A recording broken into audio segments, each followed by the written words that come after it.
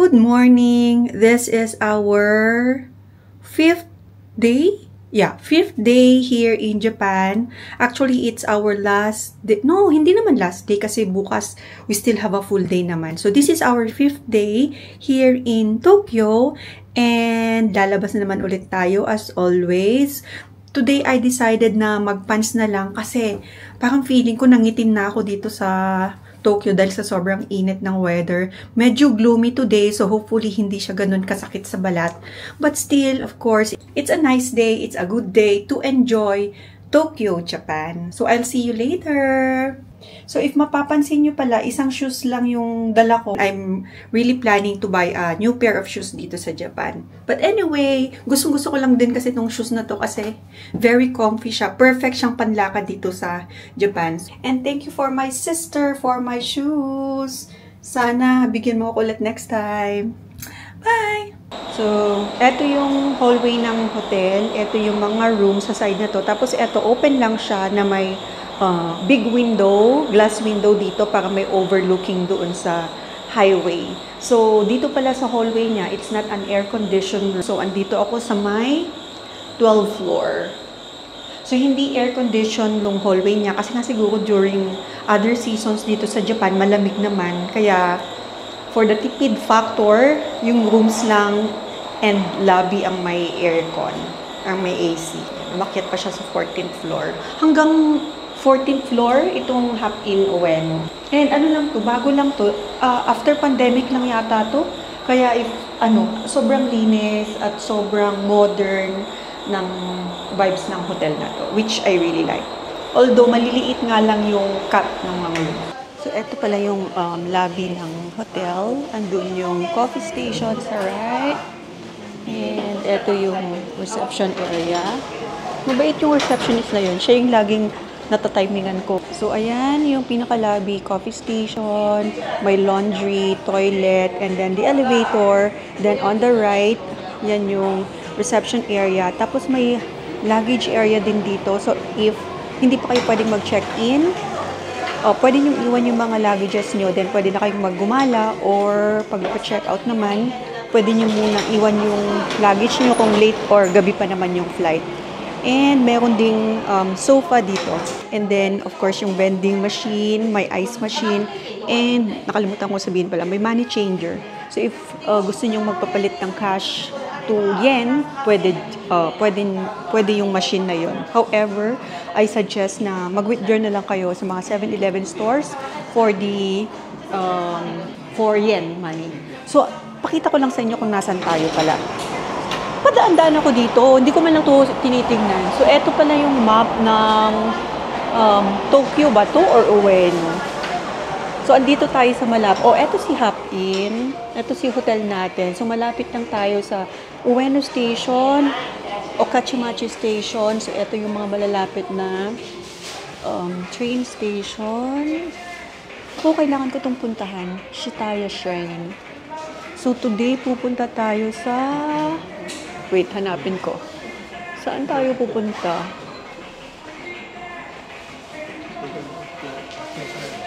Saan tayo? Wait lang. Hinahanap ko kung nasan tayo. Ay, hinahanap ko kung nasan yung pupuntahan natin. Ay, wala. More on ano lang to. Siguro dito lang yan sa area na yan. So, yeah, eto ulit yung surrounding ng ating hotel. Sabi sa weather update kanina, it's gonna be a cloudy day. Pero, mainit naman. So, mag-weather update muna tayo. So, weather update dito sa may Taito City or dito sa may Ueno is 33 degrees. And it's 9:17 in the morning. So, imagine, 9:17 in the morning and ang init na. So, same like ano lang naman din, Pinas weather, di ba? So, yan ulit ang ating hotel. And the surrounding. Okay, so pupunta muna ako. Actually, naka-ready nga yung maps ko eh. So, pupunta muna tayo sa may Ueno Station kasi doon tayo sasakay. Plan ko today na pumunta ng Harajuku and that's gonna be 2 stations away from here. So, maglalakad muna ako and then update ko kayo if nandun na ako sa Harajuku. Okay? See you later! Ohio! So, andito na tayo sa may Tokyo Imperial Palace. And this time, madala na akong payong. Kung kailan malapit nang umuwi, saka ako nagpayo ko. Okay. Anyway, I will just gonna show you the... Kasi baka hindi na ako dito lumabas mamaya. So, pakita ko na lang sa inyo. So, eto yung view ng papasok. Gusto ko mag-picture dito kaso, oh my goodness. Kita nyo naman, bilad na bilad. No drone. Bringing drones into the East Gate. Okay, so eto yung East Gate ng Imperial Palace. So, look at that. Green yung water nila, malumot, no? Siguro dahil summer. Yan. So, eto yung papasok ng palace. May dun, security check tayo later. Diyan na lang ako mag-picture kasi mas malilim. Ang ganda ng mga puno, oh. Okay, so later muna, nakakahiya kay kuya. Okay guys, nakadaan na tayo sa may security check and eto, papasok na tayo ng kanilang Imperial Palace. Grabe itong gate nila, oh. Ang lapad. Baka ang laki-laki nito. Hindi ko alam kung malilibot ko ba itong buong to or pupuntahan ko lang yung mismong pinaka-palace and then punta na ako sa ibang location. Kasi ang laki, oh. Look. So, yan yung pinaka-map nila. You are here. Imagine, andito tayo. So, paano natin iikutan yung buhay? Grabe. Nagpapahinga lang ako saglit bago pumasok. Dahil naglakad na naman tayo as always. Okay guys, nakapasok na tayo dito sa loob ng park or ng Imperial Palace. If makikita nyo, ang luwag niya, ang laki. Makikita nyo, para siyang Intramuros, yung walled city. Pero mas grabe yung wall nito. Hindi ko alam kung makikita dun sa area na yun. Gusto ko lang munang mag-rest. Guys, ito part ng Imperial Palace. So, as you can see, ang gaganda ng mga nila, oh. Mga pine trees. Talagang inaalagaan. Diba, dyan magaling yung mga mga Japanese sa ganyan. And, ang taas ng mga walls. So, it's like Intramuros, yung walled city.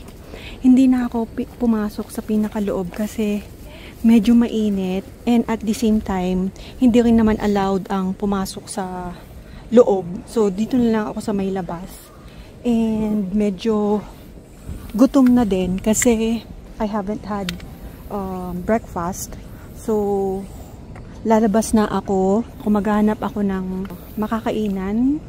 And, train station, I have to check ulit yung pinakamalapit na train station going to Harajuku. Hey guys, so andito na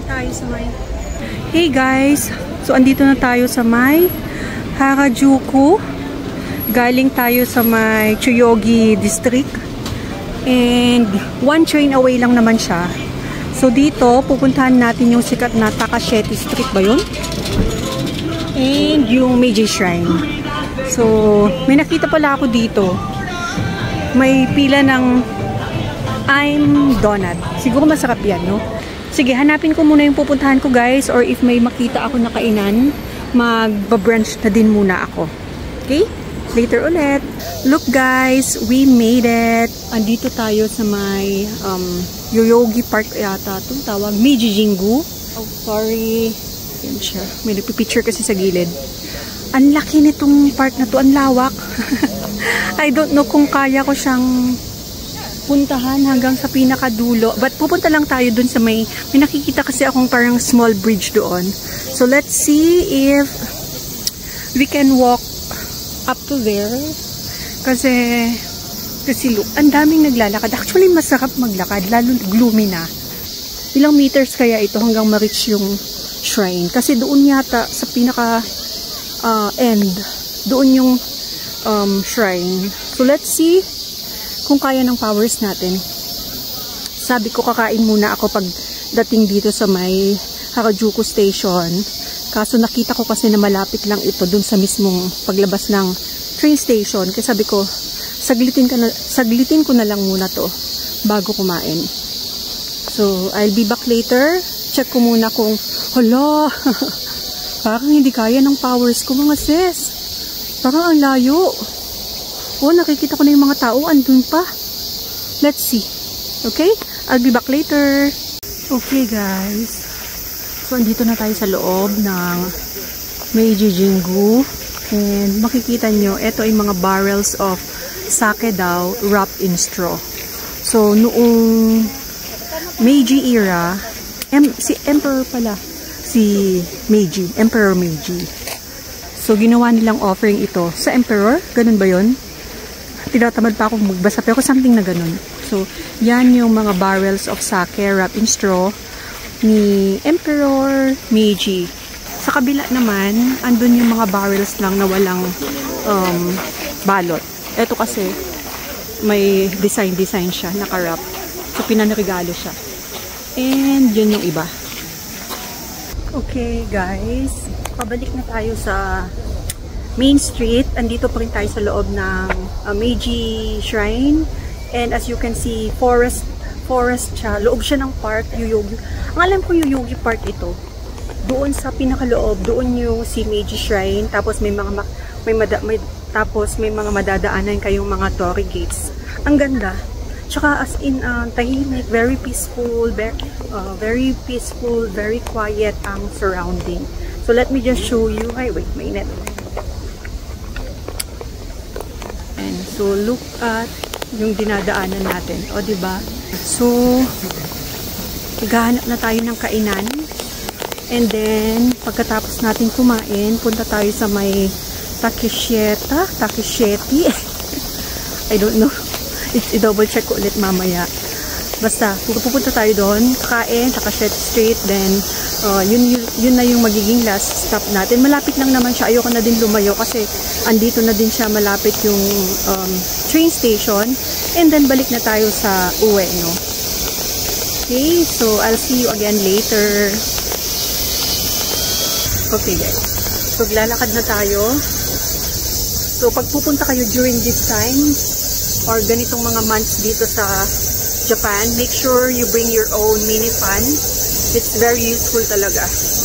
The previous days hindi ko masyadong nagagamit kasi ang dami kong hawak. May hawak akong tripod, yung phone, pipicture ako, and then yung Osmo. So hindi ako makapag ganito, pero pag ganitong relax naman, so yun, nagagamit ko. Tsaka talagang mainit.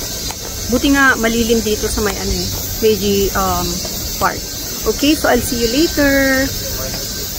Kagagaling lang natin dun sa may train station. So tumawid lang ako kasi mayroong Ueno Park dito, or dito lang sa kabila yung Ueno Park. So i-check muna natin to bago bumalik sa may hotel natin.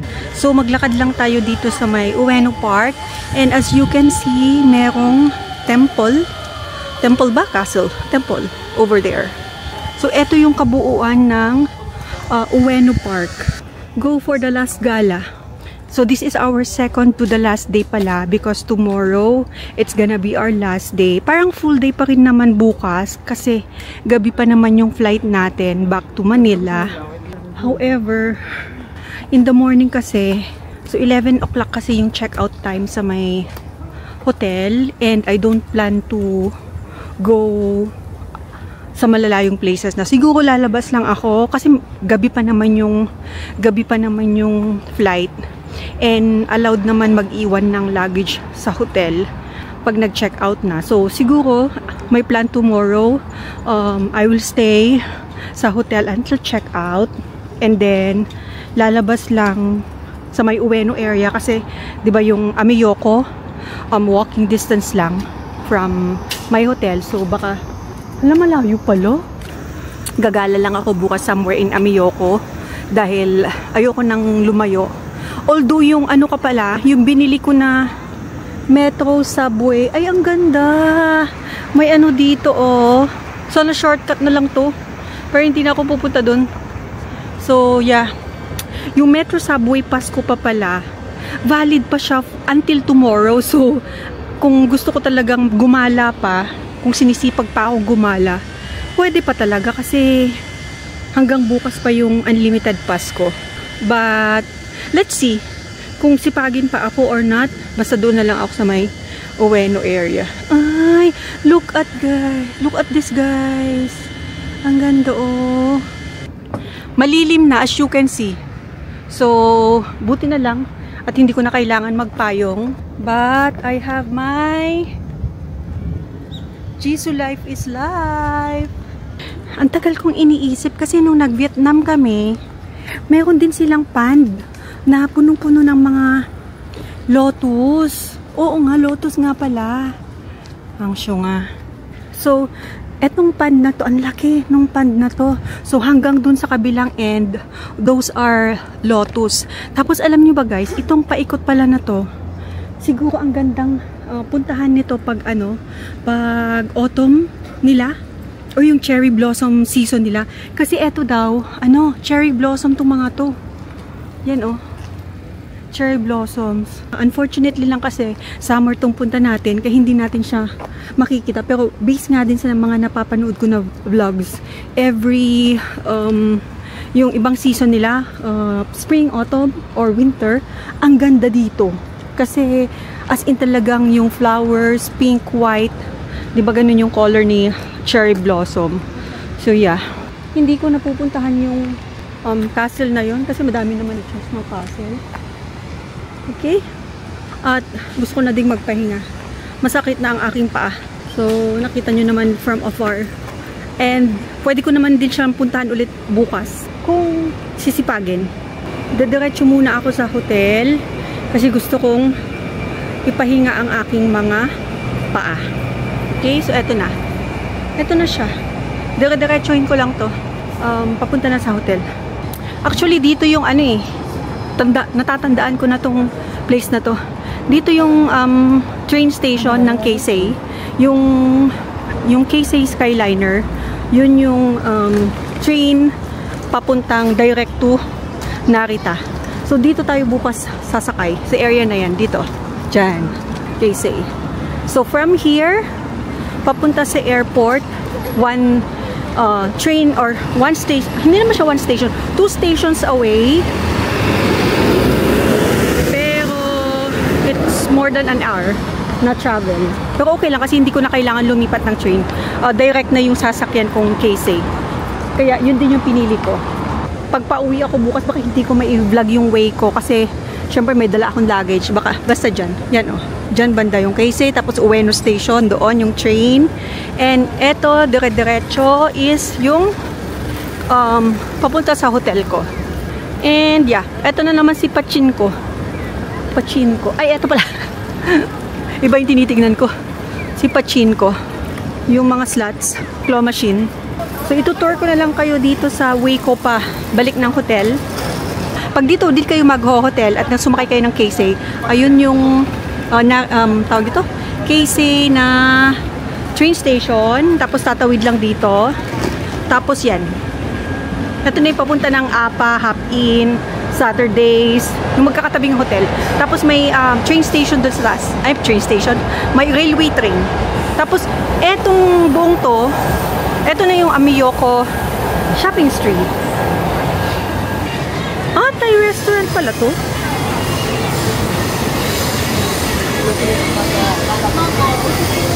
Familiar na kayo dito, no? Lagi ko tong dinadaanan everyday.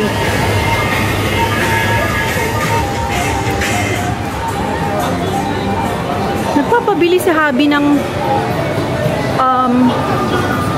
tea leaves kasi hindi ko na matandaan yung pangalan nung shop kung saan ko yun nakita.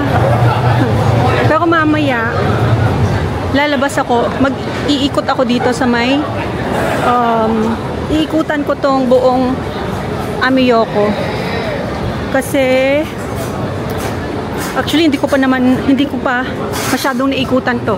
Ang laki din kasi nito. Malaki din tong Amiyoko. Yun na yung skyway ko. Yung skyway na tapat ng hotel. Yun lang palatandaan ko. Pag nakita ko na yung skyway na yan, dyan na yung street ng aking hotel. So, diba, very convenient siya from the Keisei Skyliner Station. And yung pamasahe pala is one way 934 pesos. Ibubook nyo lang siya sa Klook. Pwede naman kayong mag-avail or bumili dun sa mismong station. Pero syempre mas maganda kung meron na kayong pre-book. Tapos i-claim na lang doon pagdating. So, ganun ang ginagawa ko. Maski nung papunta ako, bumibili na ako online. Para pagdating dito, ipapakita mo lang yung voucher mo. Tapos, yun, bibigyan ka na ng physical na ticket. Tapos yun na yung papakita mo sa train station. So, 934 pesos mula dito sa Ueno Station hanggang Narita na yun. Terminal 3 pala ako. Narita Terminal 3. Okay guys, so I'll end na muna itong vlog ko dito. So, later ulit guys, magpapahinga lang ako. Then, pag lalabas ako maya-maya, dyan lang ako sa may Amiyoko. Hanapin ko lang yung pinapabili ni Habi na green tea leaves. And then, magdi-dinner. Then, pahinga na. That's it for today. See you in part 8. Arigato!